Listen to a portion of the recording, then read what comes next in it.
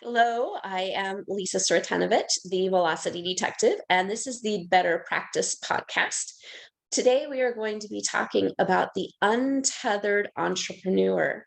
That is the kind of person who has designed their business to go with them anywhere in the world that they happen to be. And one of the things that I have found in my business that is a challenge with that is the technology behind it. There's really three things that I found: technology, the difference of time zones, and kind of like time in general, and then just a whole bunch of other ideas about like what people perceive of you and how you're running your business. So wanted to talk about if you've experienced any of these, how you kind of overcame them. And today we have Jim that's on. And Jim, are you an untethered entrepreneur yet?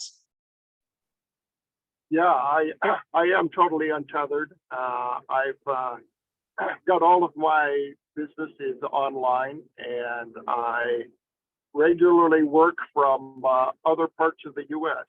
I haven't done it from overseas yet, but definitely different parts of the U.S. Awesome, awesome. Well, I mean, even as we're speaking right now, we can see that you happen to be mobile, right? Yes, So that is just so another happens. example, right? Yeah, Another great example of how being untethered can, can really uh, allow you to participate in your work while you happen to be enjoying your life at the same time. There is a difference between being completely untethered and having and working remotely. So one of the things I found when my CPA firm went to where we could work remotely from home, um, was that in theory, I could work from wherever and whenever I wanted. But unless I had all of my technology set up with me, it didn't really work effectively. And so my efficiency dropped, my productivity kind of dropped because I didn't have being a CPA, having three monitors and a full-size keyboard with a 10 key on the side and a full-size mouse. I really needed that full setup. And without that, I felt a little constrained. So working remotely, there's, that it's a great thing. And a lot of people can enjoy not having to commute, not having, to go into the office. You have a little bit more flexibility with your schedule and that sort of thing. But different from that is this untethered idea where not only are you working remotely, but you're doing it from wherever you happen to be. Like my home base is Austin, Texas. And as a business coach, that works out really well for me. And yes, I still have the three monitors and the full size keyboard, right?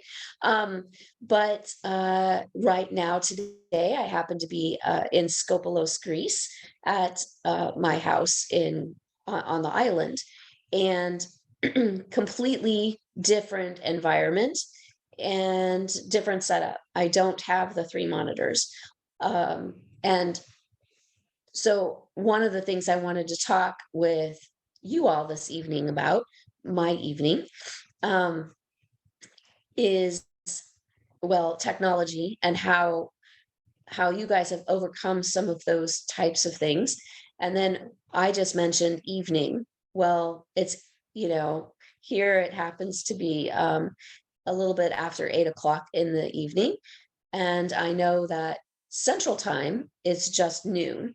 And so when we talk about time,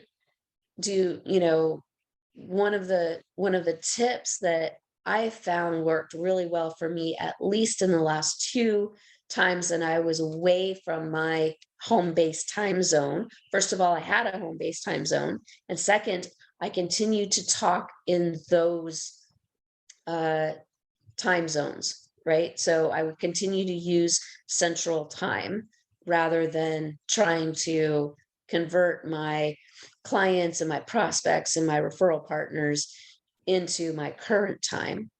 So let's talk technology first, right? Hey, Janie and Ron, it's so good to see you guys. What challenges have you found with technology as you move around the globe and take your business with you?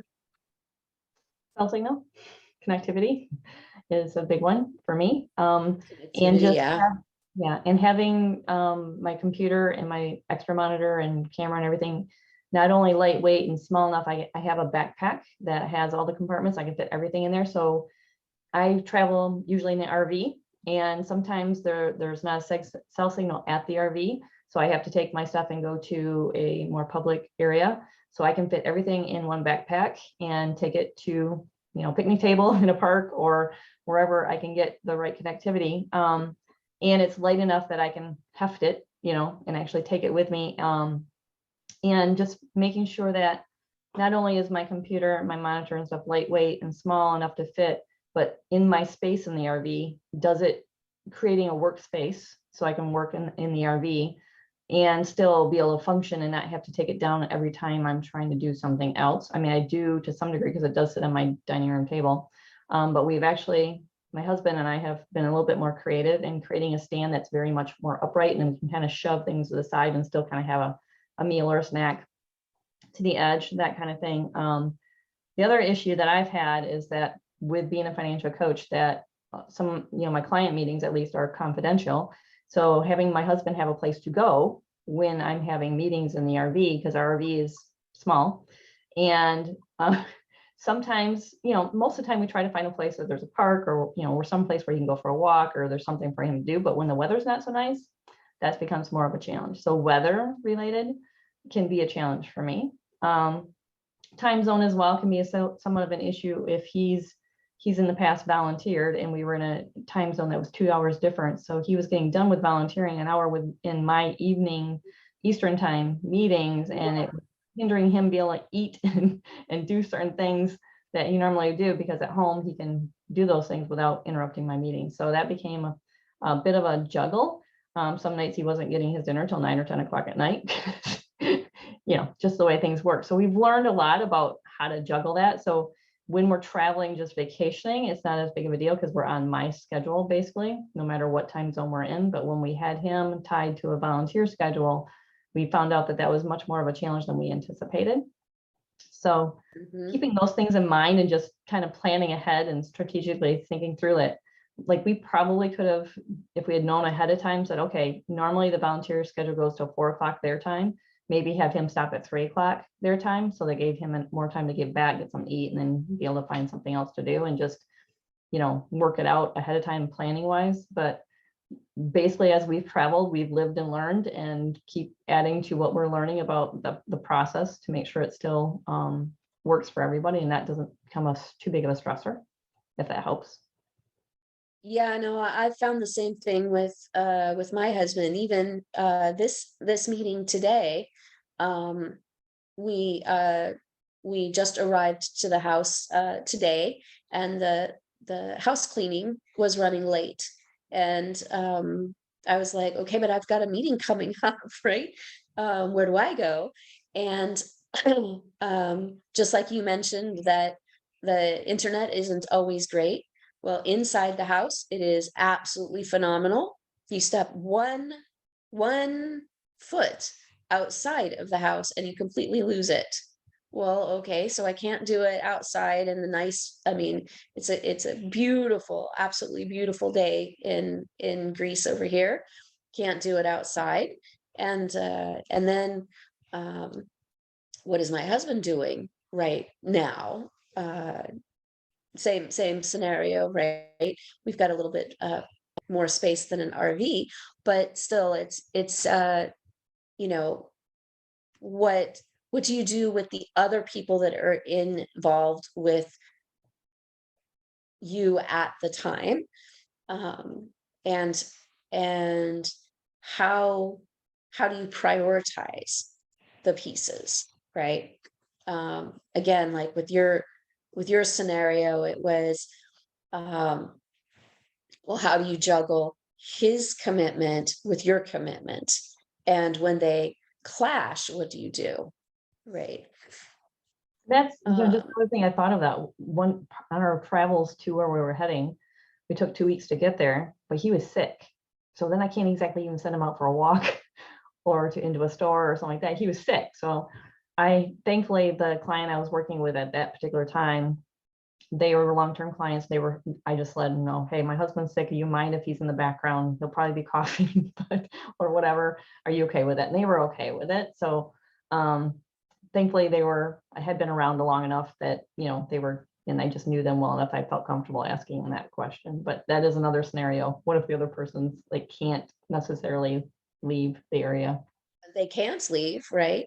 Um, and so communication with both that other person or persons that you need in your space or not, right, as well as communication with your client or prospect referral partner, right? So communication with the other people. Ron, what about you? What's some technology or time issues or that communication thing that you've run into? Well, mine is same as connectivity, being able to stay connected when we're doing things. Most of the time when we're traveling, I'm not like Janie, I'm not in an RV, but we'll be at a hotel or something, but the signals in the room may not be strong enough to keep things moving, right? There's that issue. The other issue is in your calendar when you're there, different time zones. If you don't adjust your computer calendar time, you may be off cycle a little bit, and you might miss an appointment because of that, because I have. But then the other key thing is, now that you're in a new time zone, if somebody's booking a session with you, it sometimes will get entered into my calendar at the time zone that I'm at, but doesn't change when I go back to my normal time zone. Meaning if I'm at 1 o'clock in say the Pacific time zone, and somebody books a time with me and they book it in the Pacific time zone themselves at 1 o'clock, when I get back, it should be 3 o'clock in Central where I live. And it's normally doesn't go to 3 o'clock. It stays at the 1 o'clock for whatever reason, because it was in the Pacific time zone. So that messes up the calendar when you go to meet with clients, because either I'm on and they're not showing up, or I didn't show up and they were on. And that could really cause some chaos between clients. Those are the main ones that I run into, is just identifying the time zone and the schedules, and making sure things get updated when you get there and that you got a good enough signal. I'm with Janie. She put a note in the chat that she forces her computer to stay on her home base time zone. And my So, phone, just so you know, my phone too, because otherwise I had problems. and your phone, Yeah. Yep. And I did that this right? last trip we took in April. I did the same thing because we were on Pacific time, and I forced everything just to stay there. And what I did in my calendar is, and I use Outlook, I just built different time zone sections in there for Eastern and Pacific, so that I can know that I was on the right time where I was at, rather than Oh, on there my you go. There you phone. go. So different things I've had to incorporate to kind of make sure it works. Just curious, does Outlook have it where you can just force your calendar scheduler to also stay with your current time zone? Yeah, you can Okay. just flip it, because you just go into settings on it, and you Yeah. can change the time zone to where you're at, but you can also Okay. go in and build 3 time zone sections. So I have Eastern, Pacific, and then my current, my home base. Okay. And so I can see all 3 time zones. If I'm there or not, I can just look at the calendar and make sure I'm in the right place at the right time. Yeah, because I just kind of, in my mind, I stay on Eastern time zone, partly because I'm also on a specialty rotation diet, so it changes at Eastern times too. So I have more reasons to stay on Eastern time. So I just literally would just add or subtract the 2 hours if I was doing something local, you know what I mean? Yeah. That was easier because there was less converting than if I was, Yep. Yeah, it can be And Janie, right. I suppose that works if you've only got 1, 2, maybe even 3 hours different. But Mhm. right now I'm 8 hours. Right. 2 days ago I was 6. In 10 days I'll be 7. Right. So first of all, I'm bouncing around a lot. Mhm. And then second, it's enough of a change that while you guys are asleep, I'm out at the beach, right? So that can make a difference. The other thing that Janie mentioned, especially with regards to connectivity, is that if you go ahead and actually have 2 different carriers, right, for your internet and your cell, Janie. Yeah. Well, what I have is I have an AT&T hotspot, and then I have my cell phone, which is Verizon, and I can do hotspotting from my cell phone. So that way I can have Verizon if I need it. So I use the AT&T whenever I can because it has the bulk of the data on it. But then I think it's 20 gig I can use on my phone, and I just use that as a backup for when I don't have good AT&T signal. So something to think about when you're traveling internationally is even beyond just that, right? Is does my carrier work overseas, right? And if they do, what does it cost? Because boy, the first time my niece got a hold of my phone and she needed GPS, right? And she only had it on for like 45 minutes or something, but it was like a $300 bill. So because I hadn't activated, I don't know what happened, but anyways, it was outrageous. And so just understanding what comes with the carriers that you have, and whether or not it's just data that you're talking about, or also voice, right? If your business is such that you actually need the voice piece of it, then you need to consider that also.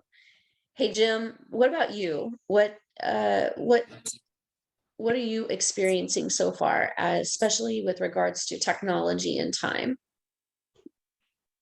Yeah, I think my biggest issue has always been connectivity. And the international piece, I hadn't really even tried to solve. I just decide if I'm overseas, I'm on vacation completely. That's it. That's my solution. But I do notice Okay. that, yeah, I have noticed that the last couple of international trips I took, I think my cell carrier, Verizon, offered I'm sorry, I'm in a Starbucks. It's got a really loud music. I'm going to move a bit. But okay, hopefully this is better.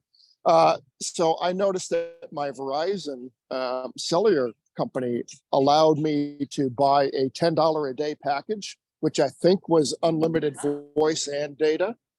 And that would work really good, because in the worst case, I could tether my laptop to my cell phone. I mean, that's lousy for video calls, but to get my email, which is the main concern, and to get some internet connectivity, that's good enough. But I do all of my coaching through Zoom, so I do need some decent bandwidth to do the coaching piece itself, and that's the thing I worry the most about, is having connectivity to do that. So that's why, I mean, unless I really know where I'm going and I'm very confident that the internet connectivity will be good, I just don't even book sessions while I'm overseas, just because I worry about that connectivity problem. One thing I've noticed Go ahead, Janie.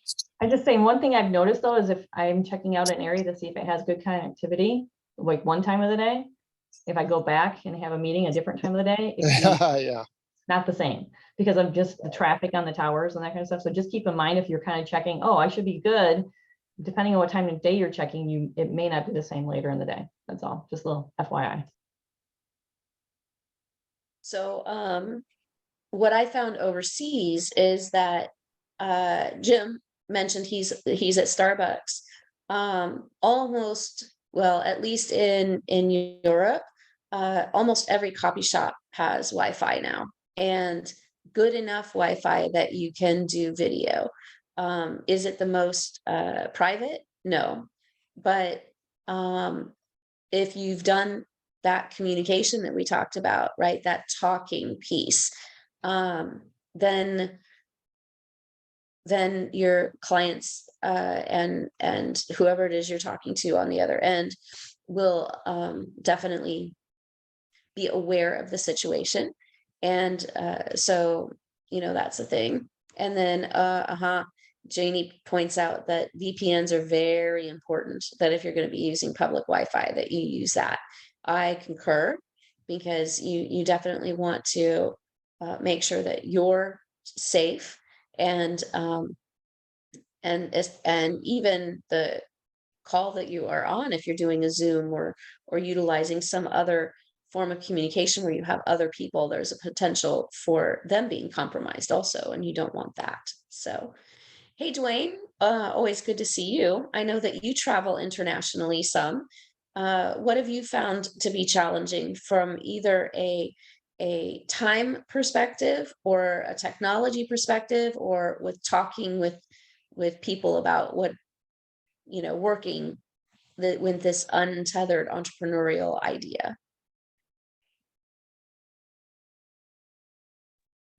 Sorry, I had to unmute myself. Can you hear me? Yes, we can. Pretty much everything you guys were already talking about, the connectivity challenges, and like I put in here using AT&T, contacting them before you go somewhere. At least you know that your phone will be operating the same without like the $300 charge for 45 minutes.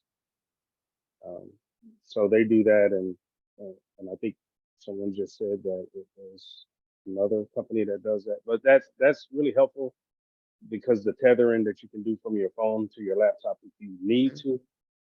And yes, internet is just really tricky in foreign countries. Some places it's amazing, and not.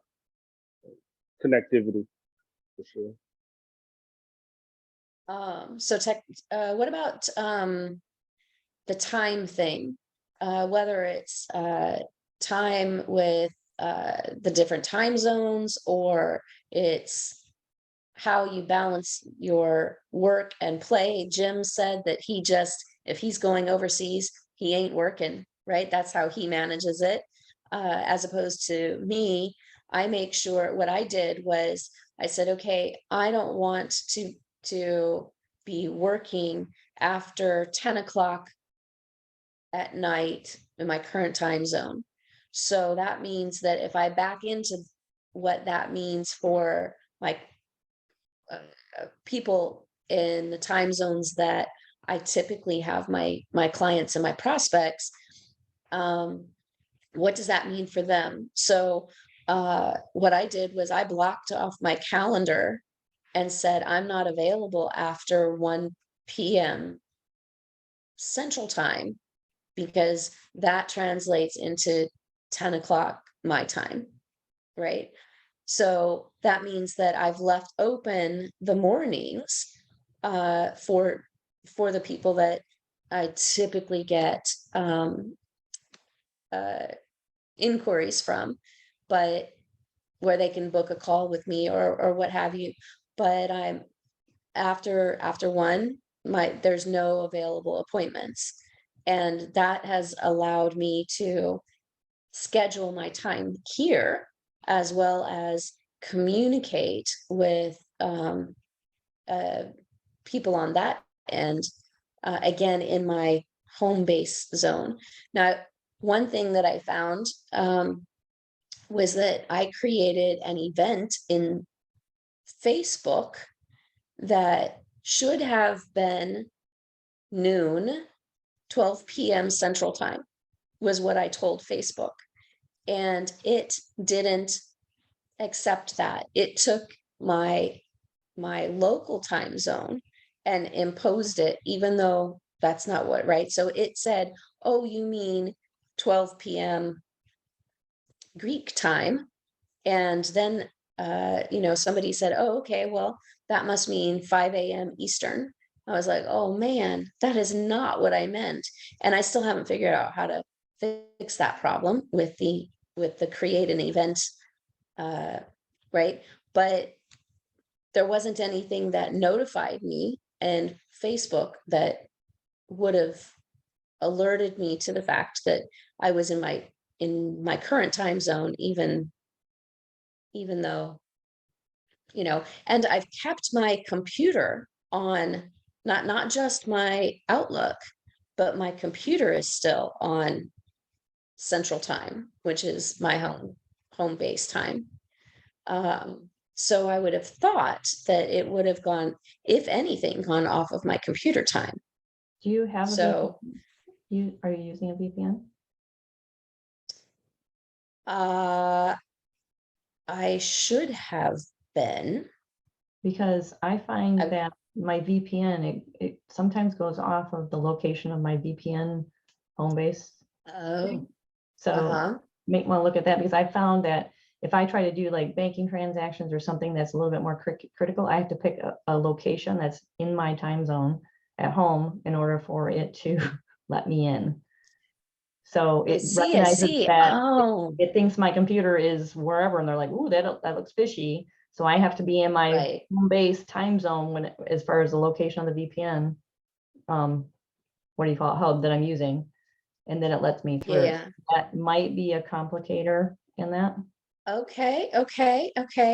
Because I do have it set up where if I'm on a public Wi-Fi, well, it doesn't really matter if I'm on any Wi-Fi. Mhm. I've got my VPN auto Mhm. kicks in, but I hadn't thought about that. Huh. Okay.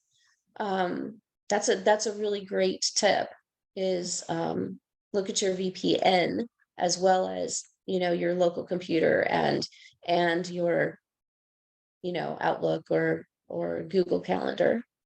Awesome. So did Janie just confess to stealing from herself? No. But see, for me, I was in Arizona for 3 months and plus traveling to and from. So, obviously some banking things have to happen in that 4-month period of time that we were gone. So I learned that by, I'm like, why isn't it letting me in? Why isn't it letting me in? So I'm like, okay, all right, I'm gonna change the VPN to my Eastern, because at one point it was just Chicago, which is closer to me actually than Detroit, but it's Chicago's in a different time zone.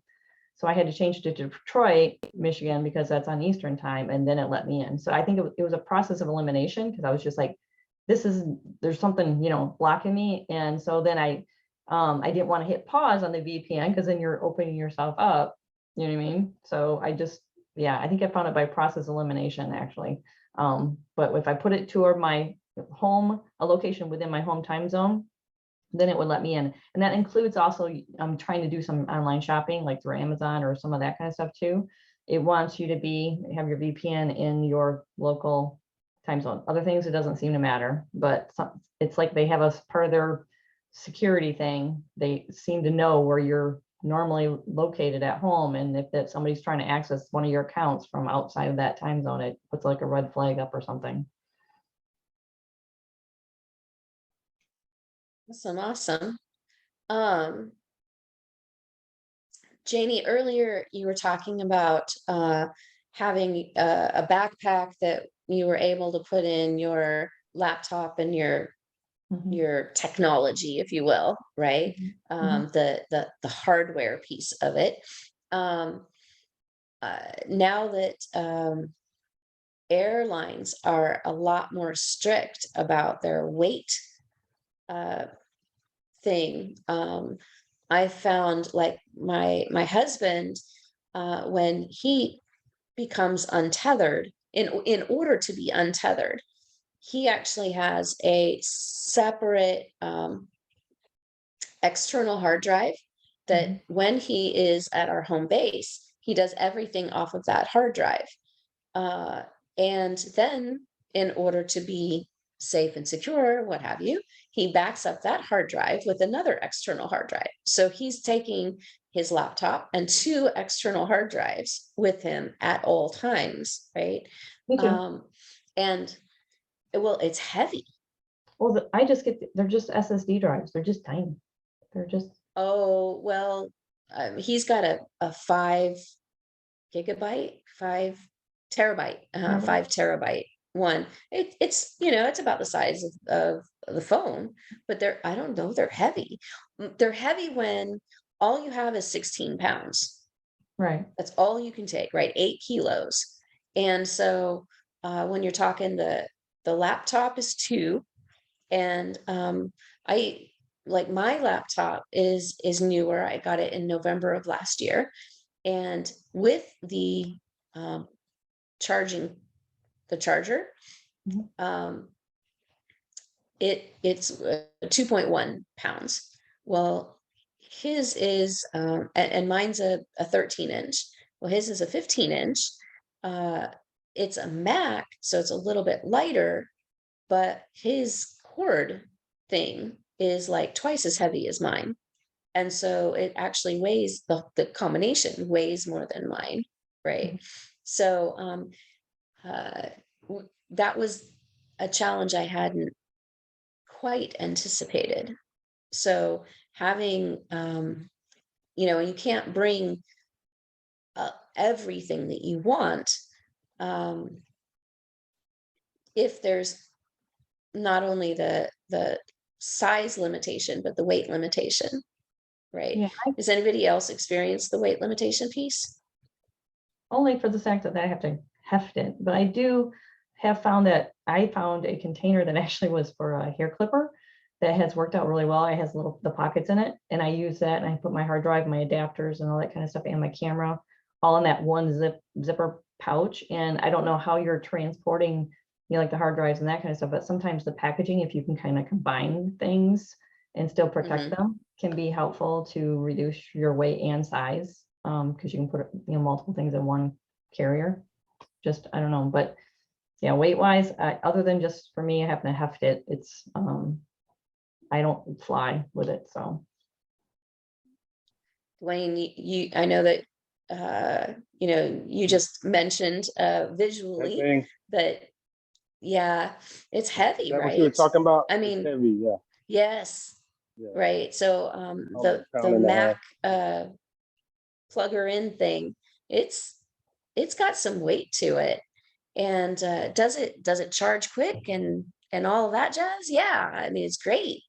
But from the weight perspective, um, the heaviness of that cord means that, well, you can take one less shirt with you, or one less pair of shoes, or something to that effect. I mean, it offsets the way that you can travel and so on, and the size of it too, right? Even when I purchased the laptop that I currently have, one of the things I was considering was not only the weight but the size, because you have to, when at least when you're traveling, when you're flying, the size of your carry-on piece, whether that's the backpack or the actual carry-on, comes into play. So size, weight, bulk, the whole, you know, combination of things. And then it goes back to, okay, well, what do I absolutely have to have as compared to what do I want to have with me and be untethered to be effective, right? One of the things I mentioned was that I wanted, you know, I work with 3 monitors, and I've gone down to 2 for this trip to experiment with how well that can work. I've also considered the idea of getting because I do use a laptop when I travel. There's a tri monitor situation where you can put the device slips over the monitor portion of your laptop, and then you end up with 3 monitors that are about the same size and about all level. So that's really nice, but it's also heavy and bulky. So it's like, how productive can I be with just 2? And that's one of the experiments that I'm doing with this trip. Jenny mentioned earlier that she is continuing to experiment. Jim, what about you? How much experimenting do you do?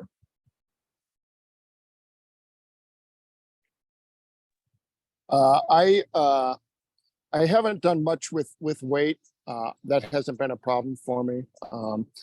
And I tell you, where I focus most time is on what is watching my calendar and like double checking everything that hits my calendar and asking myself, so it's saying this to me now, which means it's going to be what time zone when this thing really happens and so on. So I keep running, and we've talked about some of them here. I keep running into exceptions, like, well, it works, except when it doesn't work.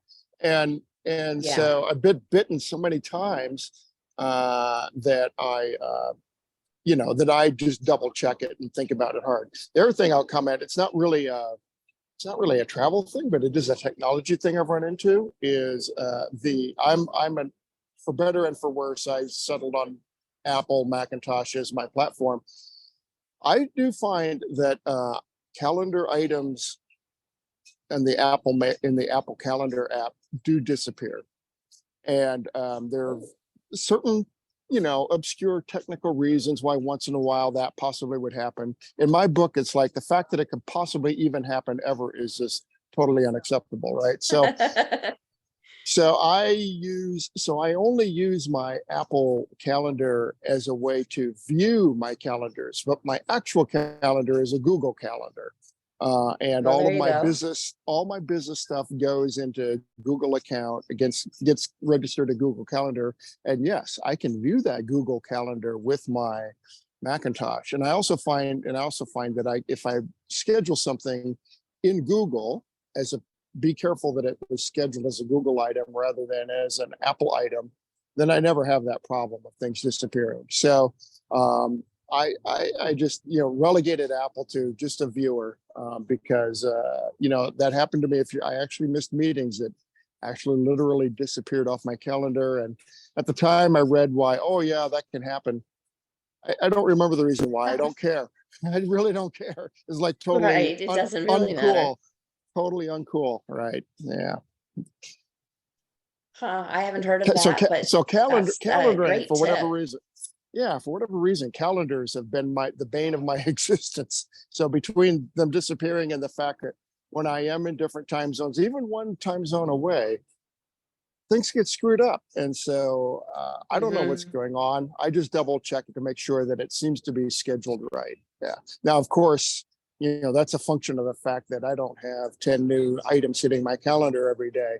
If I had a lot more volume of transactions going on, that wouldn't be sustainable.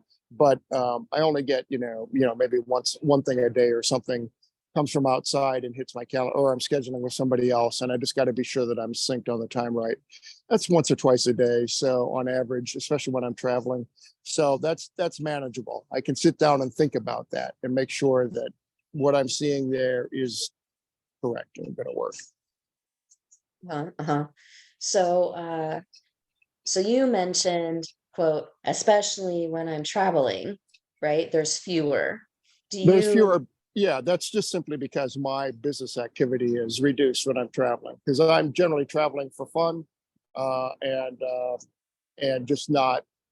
So I'm not as active lining up new clients. I'm not as active in my social networking. And so there's just not as many appointments are hitting me when I'm traveling as when I'm sitting at home at my normal work environment.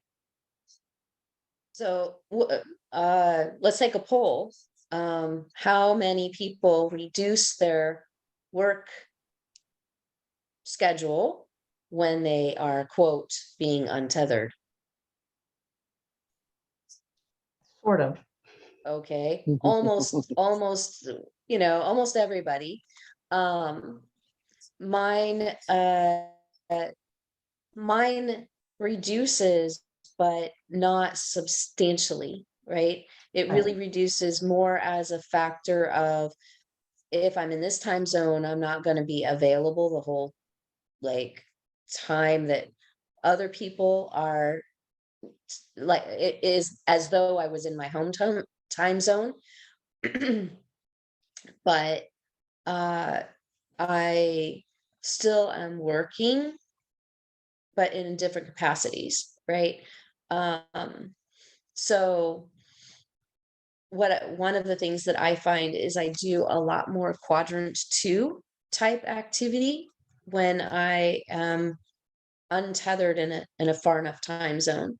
What I mean by quadrant 2 is, you guys are familiar with the Eisenhower matrix, where you tend to do, well, there's 4 quadrants. There's important and urgent. There's not important and urgent. There's urgent and not important. And there's urgent and important. And quadrant 2 is the one that is important, but it's not urgent. And when you think about your business in that quadrant, it tends to be the more strategic and planning and working on the business, not working in it. And so when I shift my work from this more active piece, because my time zones are so different, then I have a tendency to really get focused on that more strategic type thing. So my work, what I find is that my work, what I'm working on is a little bit different if I'm in a far enough away time zone. Yeah, for me, I find that I try to work ahead on some of the non-time bound things so that I have more free time to enjoy where I'm going, or just more free time to actually be driving down the road type of thing without having to worry about dropping signal, that kind of thing. I stick with my client meetings. I stick with the meetings that I need to do that are more time bound. And I try to, like I said, work ahead a little bit so that I have more flexibility to enjoy the area that I'm at, or just to actually literally travel and spend more time with my husband as well.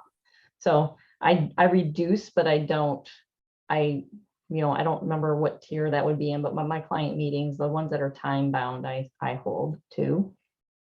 And I flex on some of the other fill-in time tasks, that kind of thing.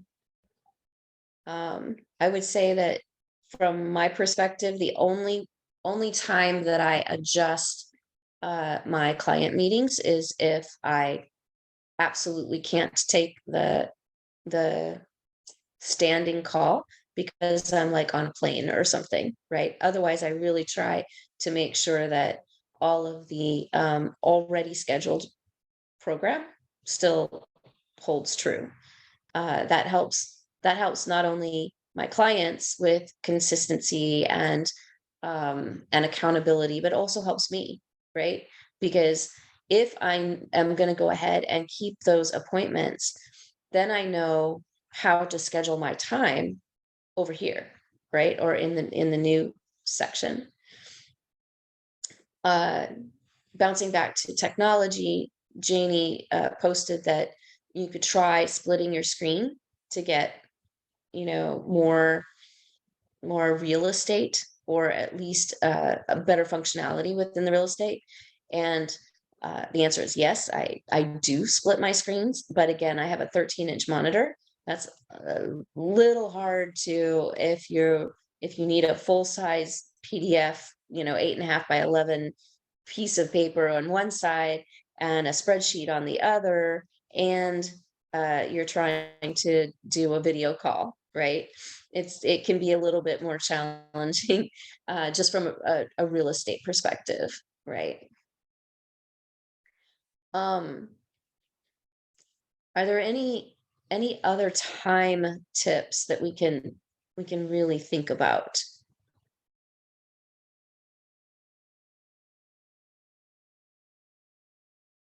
For me, it's trying to think ahead to what days I'm going to be moving. Like if we're traveling, like September, we're going to be gone for the month. And I've learned just from the way we kind of roll is that a lot of times we're moving location on Monday mornings. So knowing that, I will block off time so that somebody can't schedule on Monday morning. So just kind of knowing a little bit where you're going and kind of what the flow is likely to be there, and kind of trying to anticipate that, kind of like what you did as far as blocking off part of your day. You know what I mean? That's actually going to be when you're sleeping or whatever. But kind of thinking ahead just to what activities you're planning on doing, or like when you're going to be flying, that kind of stuff. So as soon as you make the flight, maybe block off that flight time along with, Mhm. security time and all that kind of stuff, and baggage pickup and so forth, so that it doesn't cause that necessity to reschedule with somebody, because the more times you have to call somebody or contact them to reschedule because of a conflict, it may or may not go over well with the person you're interacting with. So just ahead of time, as far as in advance as possible, just kind of anticipating kind of the flow so that you can minimize the disruption to your actual business. That's obvious anyway. Who here all uses a calendaring scheduler, like Calendly or Bookings or, Pointless.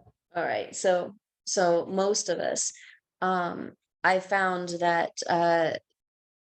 even when I was just working remotely, the calendaring piece was a life changer for making my business work effectively, not only with external people like prospects and clients and referral partners, but even internal employees, because when you can set up different schedules, right?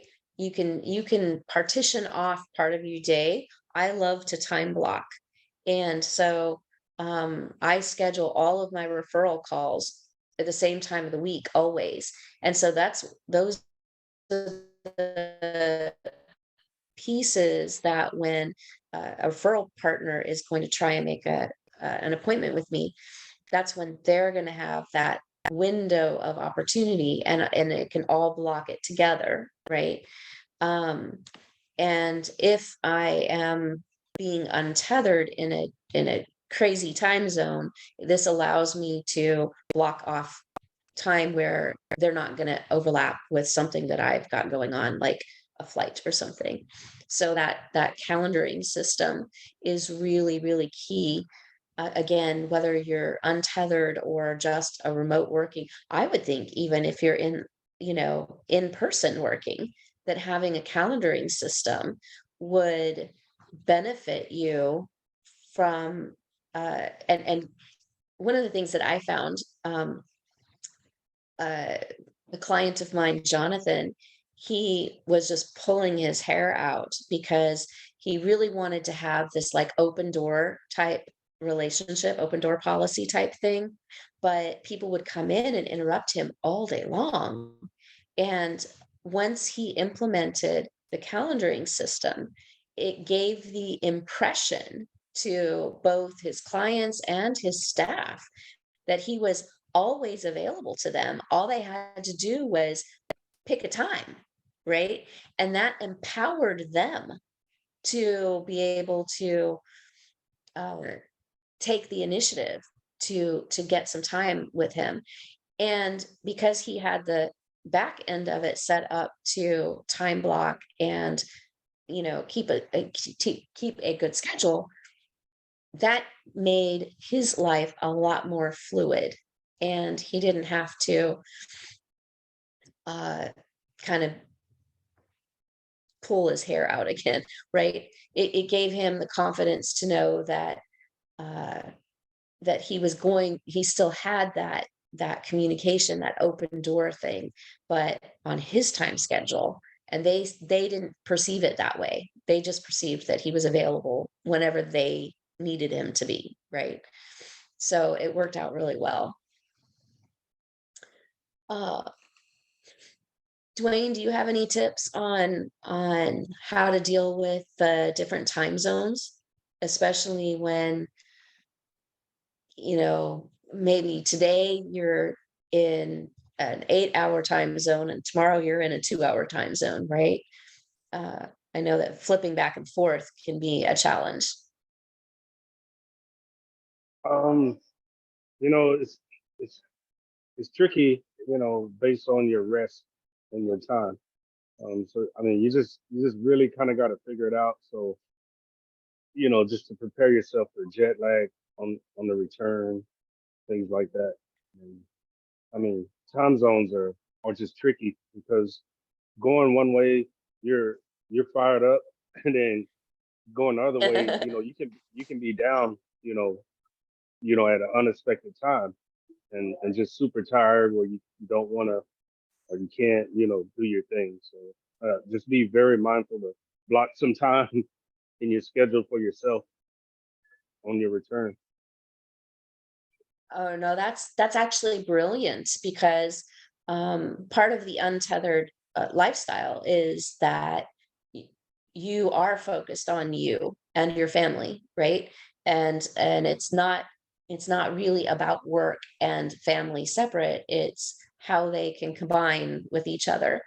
And taking time for yourself is really a big part of that. And oh my goodness, jet lag is one of those things. I knew on this particular trip, if I didn't sleep on the plane from Washington DC to London, then I was going to be down for the count because I had a good 36 hours that I would have been awake, and I had meetings at the end of that 36 hours. So I needed to make sure that I got at least a little bit of rest on that plane, right? I mean, it's 6 hours for goodness sake.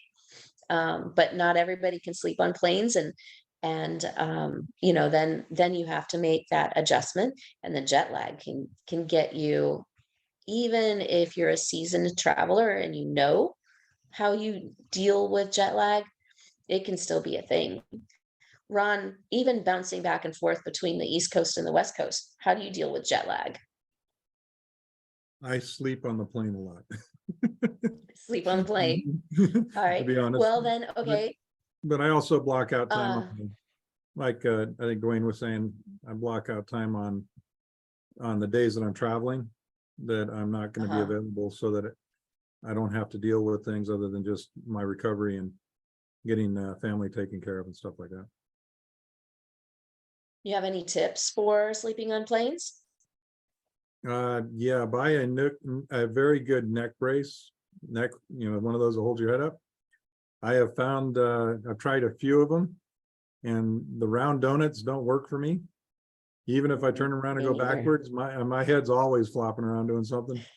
But I found that we got this one that it stands up a little taller on the neck. It almost looks like a neck brace, but it's a lot more beneficial, so your head's not always dropping forward.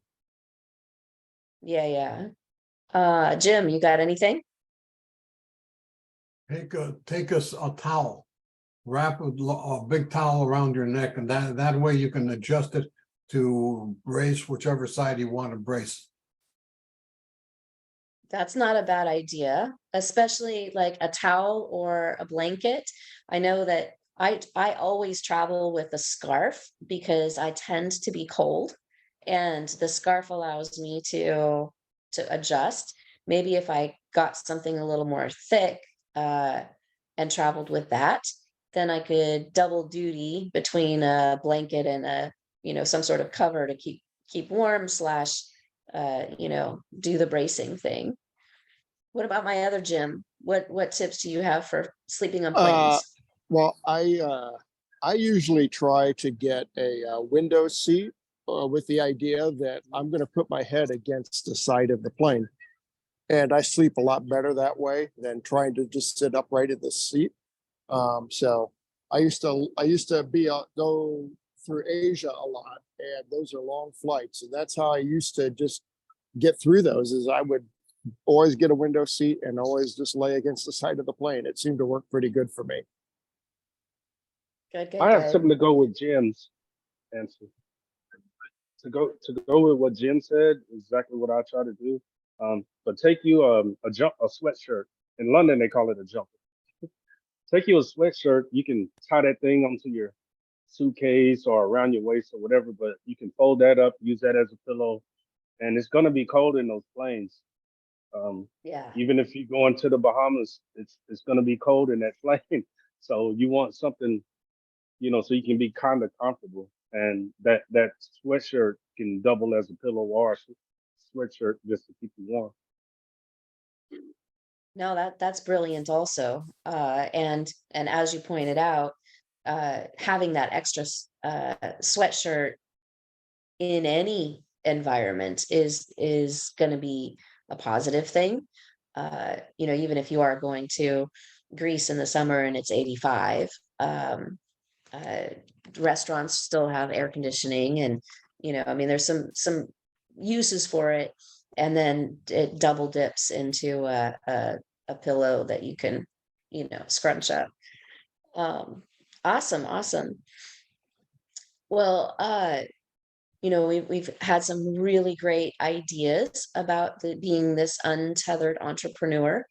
Um, we talked about technology and time, and even talking that communication piece, both with the people that were around, as well as our clients, our prospects, and how to manage some of that.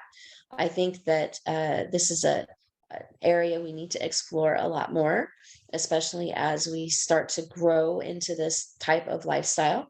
So I think you should stick around, and we'll end up with some more tips, tricks, and tools to make your entrepreneurial untetheredness a little bit more manageable. Again, I am Lisa Sretenovic. This is the Better Practice Podcast, and I am so glad that you all joined us today.